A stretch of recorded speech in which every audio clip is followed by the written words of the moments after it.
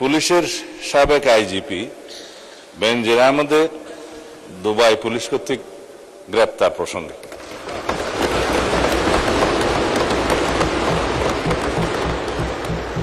এই বিষয়ে আমি মহান জাতীয় সংসদকে অবহিত করছি যে বর্তমান সরকার দায়িত্ব গ্রহণের পর দুর্নীতি মামলায় অভিযুক্ত পুলিশের সাবেক আইজিপি বেনজির আহমেদকে গ্রেফতারের জন্য ইন্টারপোলের সাথে নিবিড়ভাবে কাজ করার জন্য নিয়োজিত পুলিশ হেডকোয়ার্টার্সের national central bureau NCB Dhaka কর্তৃক ইন্টারপোলে আবেদন করা হয়। তৎপ্রেক্ষিতে গত 11 এপ্রিল 2025 এটা 2025-এ পাঠানো হয়েছিল, আমরা এটা মনিটর করেছি। ইন্টারপোল 2025/12239 নম্বর ফাইল ও 5174/4 2025 কন্ট্রোল নম্বরের মাধ্যমে বেনজির আহমেদের প্রতি রেড নোটিশ জারি করে।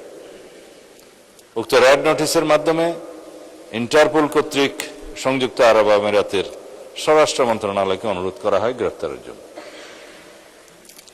মাননীয় স্পিকার, আমি এই মহান সংসদের মাধ্যমে সমগ্র জাতিকে জানাচ্ছি যে গত 12 জুন 2026 তারিখে সংযুক্ত আরব আমিরাতের স্বরাষ্ট্র মন্ত্রণালয়ের directorate general of federal criminal police national central bureau NCB Abu Dhabi হতে প্রেরিত একটি ইমেইলের মাধ্যমে বাংলাদেশ সরকারকে জানানো হয়েছে যে দুর্নীতি মামলায় অভিযুক্ত বেনজির আহমেদকে সংযুক্ত আরব আমিরাত পুলিশ কর্তৃক গ্রেফতার করা হয়েছে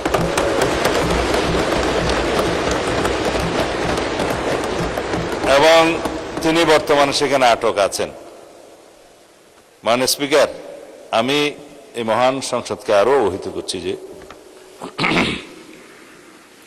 এনসিবি আবুধাবি জানিয়েছে যে ইউএই ফেডারেল ল নম্বর 39/2006 অনুযায়ী গ্রেফতারের তারিখ হতে 30 দিনের মধ্যে কূটনৈতিক চ্যানেলের মাধ্যমে আনুষ্ঠানিক এক্সট্রাডিশন রিকোয়েস্ট প্রেরণ করতে হবে। উল্লেখ্য, বেনজির আহমেদের বিরুদ্ধে দণ্ডবিধির 420, 467, 468, 471 and 109 সেকশন এবং 1947 এর দুর্নীতি প্রতিরোধ আইনের সেকশন 5/2, 26(2) এবং 27(1) এর এবং বাংলাদেশ পাসপোর্ট অর্ডার 1973 এর 11 ধারার মানে সেকশন 11 এর মামলা বিচারাধীন রয়েছে।